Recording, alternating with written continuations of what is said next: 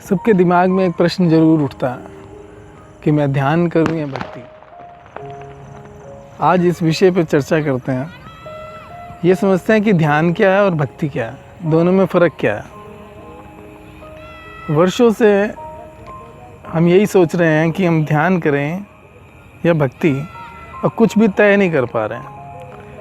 और किस तरीके से प्रारंभ करना है तो वो ये भी नहीं पता कि कैसे प्रारंभ करना। मन के खेल बहुत सूक्ष्म है, मन की राजनीति बहुत गहरी है। मन एक कुशल कूटनीतिज्ञ है और उसकी सबसे बड़ी कूटनीति यही है कि कभी तय ना करने दो कि हमें निर्णय क्या लेना है, हमें किसी निष्पत्ति तक ना पहुंचने दो, क्योंकि ना होगा बांस और ना बजेगी बांसुरी। जब निर्णय ही नहीं होगा तो कृत्य का जन्म ही नहीं होगा। तो मन सदा डामाडोल रहता है। मन कहता है वह या वह, यह या वह, और मन अनंत काल से यही डामाडोल स्थिति बनाए रखता है। मन तो केवल संदेह करना जानता है। मन बहुत कुशल है संदेह करने में और बहुत प्रवीण है। संदेह को उसने खूब निखारा है, इस पर खूब धार धरी है। संदेह की छुरी उसके हाथ में है और जो भी सामने पड़ जाए वह छुरी टुकड़े टुकड़े कर देती है। मन तोड़ना जानता है, जोड़ना नहीं जानता। तो मन क्या है? छुरी की तरह जो सिर्फ तोड़ना जानता है। एक शेख फरीद, एक कहानी सुनाता हूँ। शेख फरीद बाबा थे। शेख फरीद एक फ़कीर, उनके पास एक सम्राट मिलने आया और सम्राट के पास एक बहुमूल्य कैंची थी, वो पूरे हीरे जवाहरात से जड़ी हुई। और सम्राट चाहता था शेख फरीद जी को वो भेंट करना। वो उनके पास बहुमूल्य चीज़ थी, इसीलिए वो उसके पास भेंट करना चाहते थे।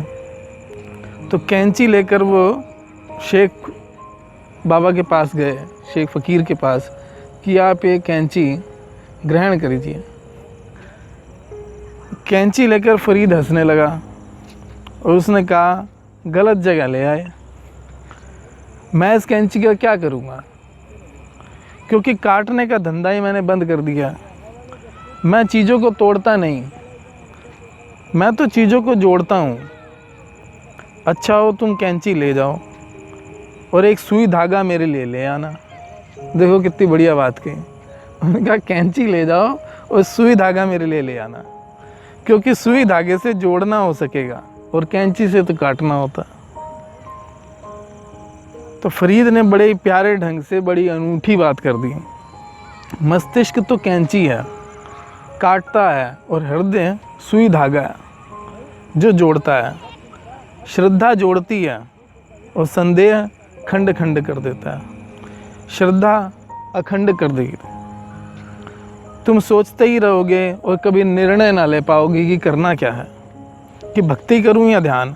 और मज़ा ये है कि दोनों में क्या तुम सोचते हो बहुत भेद है। दोनों मार्ग हैं उसी एक मंजिल के। कोई पूरब से चले तो कोई पश्चिम से चले, और जाना वहीं है। सभी नदियां सागर में पहुंच जाती हैं। रास्ते अलग हैं, दिशाएं अलग हैं, और सभी श्रद्धाएं परमात्मा में पहुंच जाती हैं। फिर श्रद्धा भक्ति की हो कि श्रद्धा ध्यान की, श्रद्धा पहुंचाती है, ना तो भक्ति पहुंचाती है और ना ध्यान पहुंचाता है। ध्यान और भक्ति तो केवल निमित्त हैं, और जो चीज़ पहुंचाती है वो है श्रद्धा। अब समझ रहे हो? चाहे आप ध्यान करो या भक्ति करो, लेकिन करो श्रद्धा से। और तुम संदेह में पड़े हो, हम संदेह में पड़े रहते हैं और कभी डूबते हैं, कभी उबर जाते हैं। हम ना कभी घर के हैं ना घाट के, और धोबी के गधे की तरह रहेंगे। हमारी ज़िंदगी में कभी फूल ना खिल पाएगा, क्योंकि कभी हम इतनी श्रद्धा ही नहीं कर पाएंगे कि जड़ें जम जाएं। फिर ध्यान और भक्ति में भेद क्या है कि जिसके लिए हम इतना चिंतन कर रहे हैं? अब समझना कि ध्यान है आत्मस्मरण, अपने आप का अपने अंदर सेल्फ डिस्कवरी, और भक्ति है परमात्मा का स्मरण। अब समझना, ध्यान है आत्मस्मरण और परमात्मा है, और भक्ति है परमात्मा स्मरण।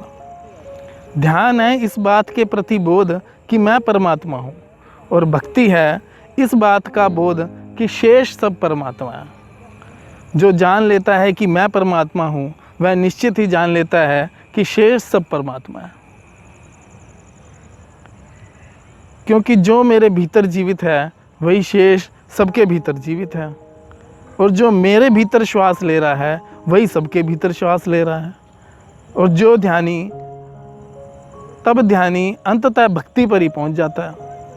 और जो सोचता है कि सबके भीतर परमात्मा विराजमान है, क्या वह अपने आप को छोड़ देगा? क्या वह अपने आप को छोड़कर सब में परमात्मा देख सकता है? सिर्फ अपने में ही नहीं देखेगा, जिसे सब में दिखाई देगा उसे स्वयं में भी दिखाई देगा। भक्ति से जो चलेगा, ध्यान उसके पीछे पीछे अपने आप छाया की भांति चला जाता है। समझ रहे हो कि भक्ति से जो चलेगा, ध्यान उसके पीछे पीछे अपने आप साए की तरह चला जाएगा। ध्यान और भक्ति एक ही सिक्के के दो पहलू हैं। तुम क्या सोचने बैठे हो? जिसे करना हो तो बात, ना हो तो बात अलग। खूब सोचो। जिसे ना करना हो उसके लिए श्रेष्ठतम विधि है सोचना।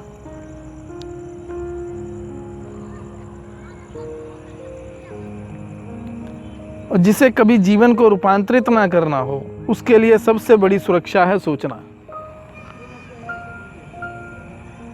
ये बचाव है। इस आड़ में हम सब छुपे रह सकते हैं, मगर किसको धोखा दोगे? कब तक सोचोगे? यह आत्मवंचना है, अपने को ही धोखा देना है।